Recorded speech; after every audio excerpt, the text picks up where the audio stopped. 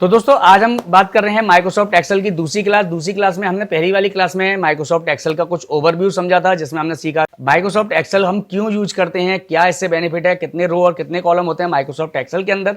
तो अब हम यहाँ पर सीखेंगे माइक्रोसॉफ्ट एक्सेल के अंदर पहली सीट बनाना, जो कि आपके लिए बहुत ही ज्यादा जरूरी है और बहुत ही अहम है, जो आपको सीखनी चाहिए।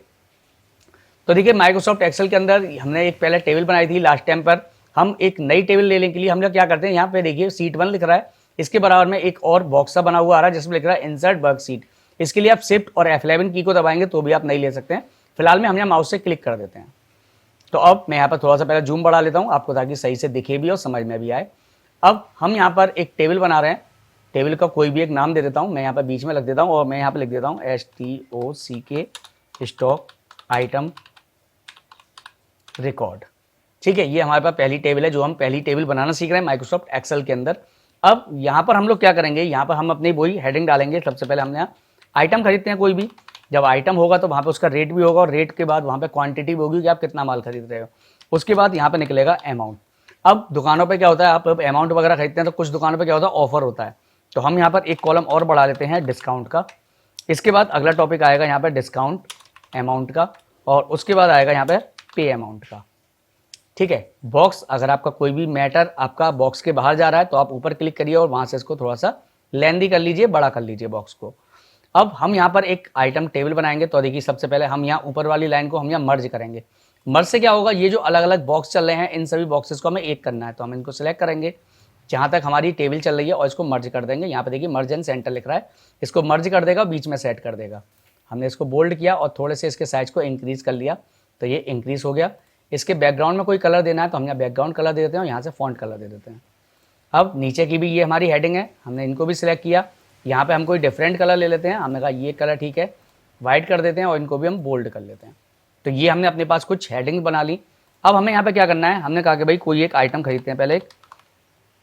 चलिए हम यहाँ पर एक कॉमन आइटम खरीद लेते हैं। हमने कहा कि भाई एक जींस खरीदी है, जींस की कॉस्ट है, जींस की जो कॉस्ट है वो हमने मान लिया भाई 800 रुपये है। और हमने कहा कि भाई ठीक है हमें 4 पीस जींस दे दो। तो हम यहाँ पे इक्वल टू लगाएंगे इसके टोटल को निकालने के लिए। हम टोटल किस तरीके से करते हैं वो मैंने लास्ट पहली वाली वीडियो में भी समझाया था, इस वीडियो में भी मैं आपको क्लियर स्टेप समझा रहा हूँ। हम यहाँ पे जो कैलकुलेशन करते हैं किसी भी चीज़ में वो हम करते हैं सेलों का, डायरेक्टली वैल्यू का नहीं करते। हमें यहाँ पे क्या करना है, 800 का गुणा करना है 4 से। तो 800 कहाँ लिख रहे हैं, हमारे बी में लिख रहे हैं, और बी के कौन से नंबर में लिख रहे हैं, तीसरे नंबर में। तो हम यहाँ लिखेंगे बी और 3। आपको केवल यहाँ पे एल बना देना है, यानी आपको ऊपर से नीचे आना है और जिस लाइन पे जा रहा है उस लाइन पे। तो हमने कहा बी और बी का 3 मल्टीप्लाई कर देंगे स्टार लगा के, किससे, 4 से। 4 कहाँ लिख रहा है, सी में, और सी के 3 में। तो सी और 3 और एंटर। तो हमारे पास 3200 रुपये का अमाउंट यहाँ पे बन गया। अब यहाँ पे बात आती है डिस्काउंट की, कि हमें भाई कितना डिस्काउंट देना है कस्टमर को। तो कस्टमर हमने माना कि भाई हमारी दुकान पर ऑफर चल रहा है, या हम किसी दुकान से कोई सामान खरीद रहे हैं तो उस पर हमें ऑफर मिल रहा है। तो दुकानदार ने कहा कि भाई 5% की छूट है तुम्हारे लिए।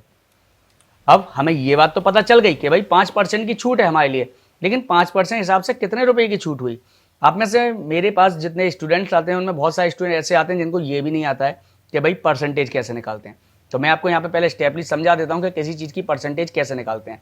तो जो भी हमारे पास वैल्यू होती है, मैं इक्वल टू लगाता हूँ पहले, जो भी टोटल है हमारे पास उसमें मल्टीप्लाई करते हैं हम 5 का, यानी जितने परसेंट आपका डिस्काउंट है, और भाग दे देते हैं 100 से। तो इस तरीके से हम यहाँ पर डिस्काउंट निकालते हैं। हमने एंटर किया और एंटर, तो देखिए यहाँ पे हमारे पास 160 रुपये का डिस्काउंट यहाँ पर निकल के आ गया। अब आप इसी चीज़ को अगर डायरेक्टली निकालेंगे, अब हमारे पास क्या है, अगर मैं इसी चीज़ को एक बार और, आप फॉर्मूला देख लीजिए, हमने यहाँ पे क्या किया था, 3200 मल्टीप्लाई 5 भागे 100। अगर आप इसी चीज़ को डायरेक्ट करना चाहें तो आप डायरेक्टली कर सकते हैं। तो हमने कहा इक्वल टू 3200 मल्टीप्लाई 5, और यहाँ पे आप परसेंट का सिंबल लगा के एंटर करेंगे तो ये भी डायरेक्टली उसको निकाल देगा, क्योंकि परसेंट का मतलब होता है जो भी आपका रेट है उसके अपॉन 100। तो इसलिए आप कंफ्यूज मत होइएगा, मैं आपको क्लियर यहाँ समझा चुका हूँ। अब मुझे यहाँ पे निकालना है तो मैं इक्वल टू लगाऊंगा। अब मुझे क्या करना है, 3200 के ऊपर निकालना है 5%। तो 3200 कहाँ लिख रहा है, डी में, और डी के कौन से नंबर में, यानी 3200 कहाँ लिख रहा है, डी में, और डी के नंबर 3 में। तो हमने कहा डी और 3 मल्टीप्लाई के लिए स्टार का सिंबल लगा देंगे। अब किससे मल्टीप्लाई करना है हमें, 5% से। 5% कहाँ लिख रहा है, ई में, और ई के किस वाले सेल में, तीसरे में। तो हमने कहा E3, यानी D3 का मल्टीप्लाई हो जाए E3 से और एंटर। तो हमारे पास 160 रुपये का डिस्काउंट यहाँ पर आ गया। अब हमें ये तो पता चल गया कि भाई हमने सामान कितने खरीदा है, 3200 रुपये का, छूट कितनी मिल रही है, 160 रुपये की।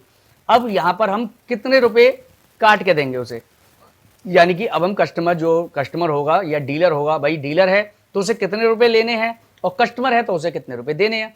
तो हम यहाँ क्या करेंगे, 3200 में से 160 रुपये को घटा देंगे तो हमारा पे अमाउंट आ जाएगा। तो हम इक्वल टू लगाएंगे, हमारे पास जो भी अमाउंट है 3200 यानी कि डी का 3 माइनस कर देंगे किस में से, एफ के 3 में से, यानी यहाँ पर 160 लिख रहा है तो हमारे पास एफ लिख रहा है और ये 3 लिख रहा है तो हम यहाँ एफ और 3 दे देंगे और एंटर। तो अगर आपके पास 3200 रुपये का बिल है और 160 रुपये का डिस्काउंट मिला है तो आपको 3040 रुपये पे करने पड़ेंगे। हम एक और एग्जाम्पल ले लेते हैं। हमने कहा कि चलिए हमने जीन्स खरीद ली, हमने कहा चलिए एक टी शर्ट ले लेते हैं। टी शर्ट की कॉस्ट हमने मान ली भाई चलो थोड़ी सी महंगी ले ली हमने 750 के हिसाब से, और हमने यहाँ पे 3 पीस ले लिए। अब वही इक्वल टू लगाएंगे तो हम यहाँ पे क्या करेंगे, अब 750 गुणा करना है 3 से, 750 कहाँ लिख रहे हैं, बी में और बी के 4 में, तो हमने कहा बी और 4 मल्टीप्लाई के लिए वही स्टार का सिंबल लगा देंगे, या आप शिफ्ट दबा के 8 नंबर को दबाएंगे तो अभी स्टार का सिंबल आ जाएगा। किससे गुणा करना है, 3 से, 3 कहाँ लिख रहा है, सी में लिख रहा है और सी के 4 में लिख रहा है तो हमने C4 और एंटर। तो हमारी जो अमाउंट बैठा वो कितने का, 2250 रुपये का। अब दुकानदार ने कहा कि ठीक है भाई चलो या तुम 8% तुम्हें डिस्काउंट दे देंगे। तो हमने कहा ठीक है भाई 8% का डिस्काउंट तुम दे रहे हो, अब कितने रुपए का डिस्काउंट मिल गया हमें, तो हमें यहाँ पे डिस्काउंट बनाना है इसका। अब डिस्काउंट बनाने के लिए हम क्या करेंगे, इक्वल टू लगाएंगे फिर से। अब 2250 में गुणा किसका करेंगे, 8% का।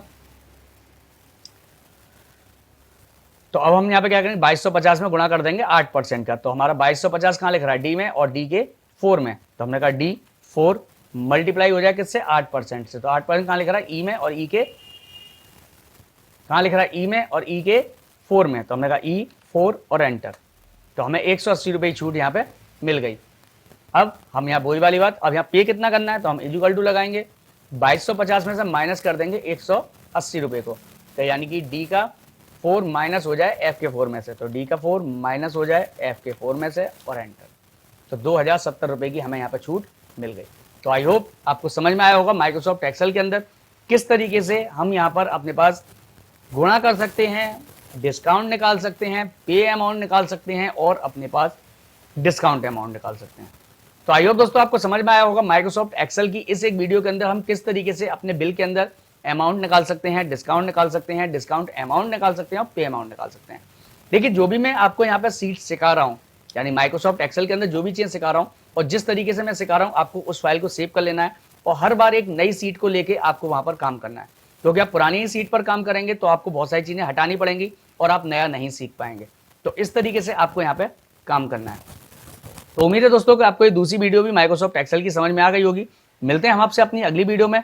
नॉर्मली आप यहाँ पे 40 से 50 नामों को डालिएगा और उन सभी के ऊपर ये फॉर्मूले अप्लाई करिएगा ताकि आपको समझ में आए माइक्रोसॉफ्ट एक्सेल हम किस तरीके से यूज करते हैं। तो वीडियो अगर आपको दोस्तों अच्छी लग रही हो और आप माइक्रोसॉफ्ट एक्सेल के बारे में समझ पा रहे हो मेरी द्वारा बताई हुई एजुकेशन के द्वारा या मेरी द्वारा बताई हुई बात के द्वारा, तो वीडियो को लाइक और चैनल को सब्सक्राइब करके बेल आइकन दबा दीजिएगा। चलिए हम आपसे मिलते हैं अपनी अगली वीडियो में।